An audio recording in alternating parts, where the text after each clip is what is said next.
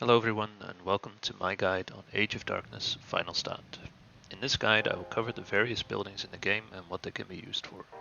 I will also go over a few techniques I use to predict pathing, what kind of defenses I currently use to defend the Death Knights, and more. This guide will contain my opinions and viewpoints, and not everything in the guide should be taken as a fact. This guide was made in the 0.8 patch of the early access version of the game. Now, without further ado, on to the first topic. The first building you will have in the game is your keep. This is not only the building that you need to defend in the game, it also provides you with a starting gold income and a certain amount of storage. Upgrading this building as fast as possible should be your first priority, as it increases the income and storage provided by the keep. As you can see, the first keep provides an income of 200 gold, 50 storage of wood and stone, and 500 gold storage. The second keep already increases this income to 300 gold, 75 storage of wood and stone, and 1250 gold storage. Next on the list is one of the buildings you will build the most: housing. Houses provide you with population and increase your gold income by levying taxes. There are 3 tiers of housing: dwellings, lodges, and houses. The lodge tier is the most cost-effective gold-wise. This is only altered by the Treasury, which we will cover later. So upgrading to the lodge tier should be a high priority for you. Keeping a space of 3x3 tiles around the center of your housing is a smart thing to be able to place a treasury there later. Once you have the treasury, you can upgrade the lodges to houses to maximize the effectiveness of your treasury. Once you build a few dwellings, you will find that your food has run out. This is where food production buildings come in.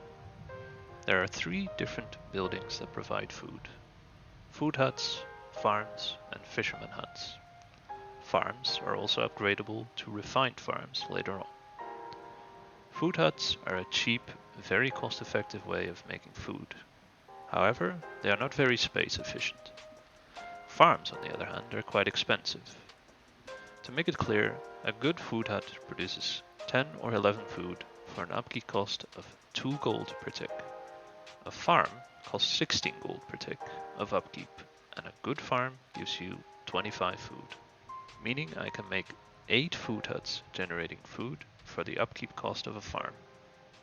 Of course, the reason you will not be able to is the build cost, but also, more importantly, the space requirement. So my personal approach to this is build a farm when it fits the terrain well, but don't build a farm when it doesn't fit well, like you can see here in this small passageway. In essence, bountiful farms are good, decent farms are bad. This remains true until you feel limited purely by food and no longer by gold. At that point in time, you should start replacing your food huts with farms, and just build farms or even refined farms when you have the resources. Refined farms are the late game way of producing lots of food for a high price, but very space effectively. The last form of food production is the fisherman's hut, which is often underutilized. It provides a good amount of food from a lake which cannot be used otherwise. You cannot build anything else on water. It costs a large amount of wood and gold. However, the nets that you can see here can be clicked to give you some gold. These nets will eventually give you more gold than the fisherman cost in the first place. The nets appear after a certain amount of time, as shown by the bar below the health bar. One other advantage of the fisherman hut is their large vision, or light range, if you will. One of the primary resources in the game besides your gold income and food income is wood. Your wood income should be high enough to constantly keep expanding your economy. Wood income is provided by lumber camps, and it is important to place these lumber camps well. They cost 300 gold apiece, and therefore you want to be efficient. These corridors you see here are a natural occurring phenomenon in the game, and allow for very efficient lumber camps, as both sides of the corridor are covered in trees, which is why I call them wood corridors. These corridors often give bountiful lumber camp placements and are sometimes so long that they can accommodate multiple lumber camps. The next form of income is stone, iron, and even more gold, which are all covered by the mine. The mine isn't a very tough building to place or use. It simply mines from the 3 different resources available on the map: stone, iron, and gold. Place the mine to have as high as possible income from the source. There are some buildings, however, that interact with mines, which will come up later. Now that you know how to build up your resource economy, you can start building other things, like military units or other research buildings to keep upgrading your empire. The military building that you can build without research is the training hall, often called the barracks. It produces all military personnel of your army: soldiers, archers, pikemen, sentinels, and arbalists, or hunters for the rebellion. In this video, I won't go into the difference in strength of these units, as this is worth a video on its own. To research new buildings, you will need to make the wood workshop, providing you with various research options. My recommended order of researching these is Lodge, to increase your gold income; Sconce, to give you the ability to create vision; Ballista, to help you defend the first Death Knight. You can turn these 2 around in case you are close to the first Death Knight. Then, Farm, to allow you to make farms in the bigger fields. The Bazaar, which I will talk about in a bit. Followed by the Refined Workshop, to keep upgrading your research. Finally, finish up with the Wall and the Tower. The Wall, to make your walls more effective, which is needed for the second Death Knight. The Tower, to give you the ability to garrison more ranged units in the towers. That leaves 2 more research options: the Triage Tent, which I never research because even in its buffed state, I don't find it worth building. And finally, Gates. If you really need a gate, then research it. I've never built one. I don't see the reason to. There are a few new buildings we heard here that can be researched. The Sconce is a way for light to be spread around the map. Light is what makes the fog of war disappear, but also what holds back the veil, the green fog you see during Death Knights. The veil makes nightmares spawn everywhere the veil reaches, including small parts of your base that you haven't lit up. Meaning, you always want to make sure that this fog is not in any part of your base that you cannot defend. All buildings give a small amount of light, which takes away the fog, even something as simple as a wall or a tower. But the Sconce, and its more, or even too expensive brother, the Fire Tower, give a large amount of light, and thus vision. Vision is also required to build in this game, so it also helps you in that manner. The Ballista Tower is the earliest attack tower you can make. It is relatively expensive, but the only way to have a ranged attack building or unit in the first tier that can shred armor from enemies. It should be used during Death Knight defenses and to defend a choke that you are no longer clearing further. Now I used a word just now that you might not have heard before. Shred. What is shred, you ask? It's a unique system in Age of Darkness Final Stand where some units and some enemies have armor. Armor reduces all damage by 70% and must be removed entirely before the unit takes full damage. Armor Shred is what removes this armor. Walls are a way to hold back enemies, simply by soaking damage. However, it must be noted that they don't deal damage. Obvious if you say it like this, but this means that the more walls you make, the less firepower you're building behind it. It is better to make more firepower than to make more walls. I recommend making a 2-layer wall and then as much firepower as possible. The only exception to this rule is when using the Ignite Wall upgrade. This sets walls ablaze, burning all attackers. Burning a wall costs wood per piece of wall burned. Towers provide the units within with extra range, and sometimes other stats too. In the video here, you can see the range of a tower is based on an archer. It doesn't change when I take the archer out or put it in. However, when the hunter enters or leaves, the range of the tower does change. The range of towers is also affected by the hazy skies malice, which is the current affliction you see in the top of the screen. Malices and blessings are one of the main buffs and debuffs of the game. Malices harm you in some way and are only active during the Death Knight. After surviving each Death Knight, you are given a choice of 3 blessings. Pick the best one. My recommended top picks are Budget Carpenter, 2 for 1, Daybreak, then Unsightly if it's early game, Encouraged if it's a bit later. These 2 are close in value. Motivated Layman comes next, followed closely by Nightmare Fuel. After that, I would recommend getting Night Watch, if possible, in combination with Resourceful. That leaves in order the last 3, Rigged Defenses, Last Stand, and Crystal Scout. The next building is the Bazaar, one of the most strange buildings in the game. You want to build it near important resource gathering buildings, and if possible, near unit training facilities. It increases the build speed of units. As you can see, the training hall affected by the Bazaar builds its soldier slightly faster. The same is true for the siege factory. Even though the build time is quite long, you can clearly see that the siege factory affected by the Bazaar is training its flamer faster. The other thing the Bazaar does is allow you to sell or buy resources. The Bazaar has its own resource supply, which has a base tick rate, and this tick rate is increased by building bazaars near a resource supply. This supply of resources can be sold or bought at the Bazaar. It automatically sells resources when its resource bar is full, and this is more effective than you selling it yourself. The function of this building is that it helps you when you really need a resource or gold immediately to manage a Death Knight. For a full and in-depth review, I will add a link to Catbert's work in the description. The Storehouse is one of the other interesting buildings in the game. Besides increasing your storage, it also improves the gathering amount of both mines and lumber camps. It can even affect a building more than once, as can be seen here. The gold mine here has 2 storehouses affecting it, buffing its income by 30% each.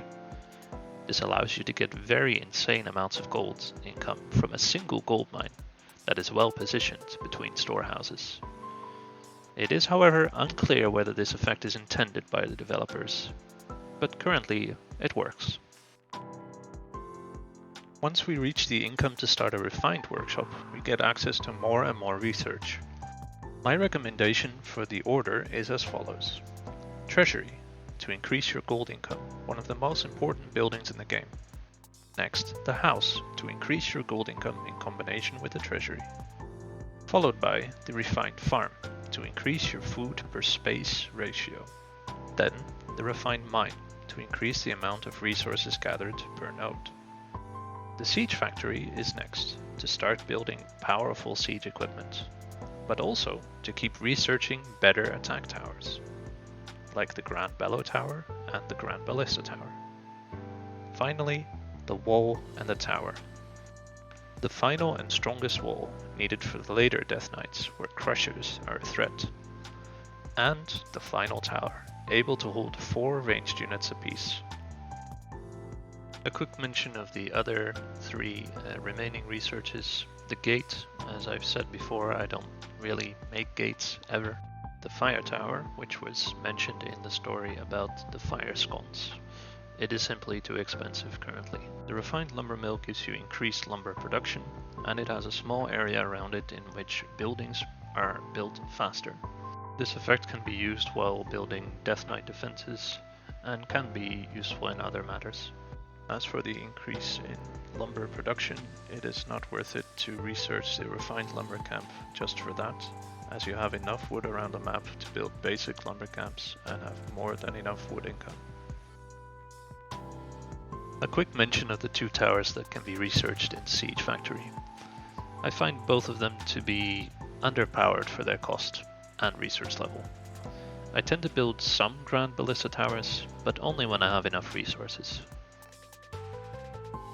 Out of the other buildings, I've already talked about a few of them in general. Want to speak about more? is the Treasury, as it is quite important. You want to place this in a perfect place, like this, to buff as many houses as possible. It buffs their output by 20%. This is so important because gold is one of the main limiting factors of upgrading your economy, which in turn is important to be able to have as many units as possible to hold the various Death Knight waves of the game, and the final stand. Speaking of Death Knights and the final stand, how do I hold them? I will lay out my strategies for the various Death Knights for you. These strategies still depend on micro and execution, and sometimes on what malice you have and what blessings you have, but they are a good point to aim for. These numbers are based on the Nightmare difficulty. Lower difficulties will have lower requirements, of course. For Death Knight 1, I use a combination of units and attack towers. Around 2 to 3 ballistas and around 5 to 10 pikemen, in combination with my hero. For Death Knight 2, I use a combination of units, towers, and attack towers.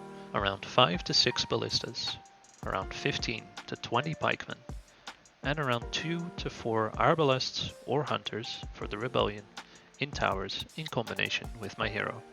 I would try to focus fire the crusher with my ballistas and towers. And it's nice to have some of the attack speed upgrades for your melee and attack damage upgrades for your ranged units. Death Knight 3 I use a combination of units and towers. Around 4 flamers and 20 to 30 arbalests or hunters for the rebellion in towers in combination with my hero. I put the flamers behind walls and focus fire the crushers with my towers. Preferably you want to have AoE upgrades for siege and the stun, and preferable to have at least 3 damage upgrades for your ranged units. If you're playing the Order, however, you can replace your flamers with catapults. For Death Knight 4, the strategy is kind of the same as in Death Knight 3, just more numbers. I use around 10 flamers and try to have more than 70 arbalests or hunters. For Death Knight 5, again the same as in Death Knight 3, but again more numbers. So for this I use more than 10 flamers and more than 150 arbalests or hunters. For the final stand, you just want as much as possible. Look for good chokes and try to make Death Knight 3 or Death Knight 4 defenses in all chokes. Combining more than 2 waves is not recommended, as it requires a lot of firepower to match the crushers coming in. Also the time to start adding in some ground ballista towers, if you have the money to do so. Now I spoke about something just now that might need some explanation. Chokes, and specifically, good chokes. What is a choke and what is a good choke? I explained this in one of my previous streams, so I will let myself do the talking here. Finding good chokes. And you could say this is maybe, like, people think this would be a good location. And like, it's not bad, because the amount of walls here is small. But your build space is also quite small. Whereas why I took this location is the amount of walls is small, but my build space goes all the way around it. And that means you have a lot more firepower that is surrounding the location where the nightmares come. Now that we know what a good choke is, we need to know exactly where the wave is going to come from. There are a few tools to help you predict where the wave will be, but also to guarantee that the wave will actually be where you think it will be. For the first 2 Death Knights, you will most likely not have the income to create a watchtower, as it costs iron, and also quite a bit of the other resources. So what I usually do is make use of the lightning in the fog, as soon as Death Knight begins. I save up my resources as much as possible before, and then plop down all my defenses as soon as I'm certain where the wave will be. Some extra information that can help you with determining where the wave will be is the wood corridors that we spoke about earlier. The Death Knight waves will never go through these corridors. The only exception is if you lure them in there or on the final stand of Nightmare difficulty. Then, whatever is left on the map will find the fastest way to your keep, including these corridors. This will help you to rule out some paths sometimes. It can even make it so there is only one way to your keep. Once you reach the point where you build a watchtower, you will start seeing these red lines when the Death Knight preparation is ongoing. I tend to build one around my keep and then use deduction to narrow down where the wave could be coming from. If I'm still unsure, I will build a second watchtower to narrow down the often one of two options. The moment you know the path, find a good choke on the path. It might often be a bit further back, meaning you will need to sacrifice, aka sell, some buildings on the way. That concludes the points I wanted to touch on in this video. I hope it has been helpful. If you feel you still have questions, feel free to ask them in the comments. Also curious if anyone is still missing some information. If so, I might make more of these videos. If you ever feel like watching me live, I stream on Twitch. The link will be in the description. Thank you all for watching, and I hope to see you soon on Twitch, or some of the other videos on my channel.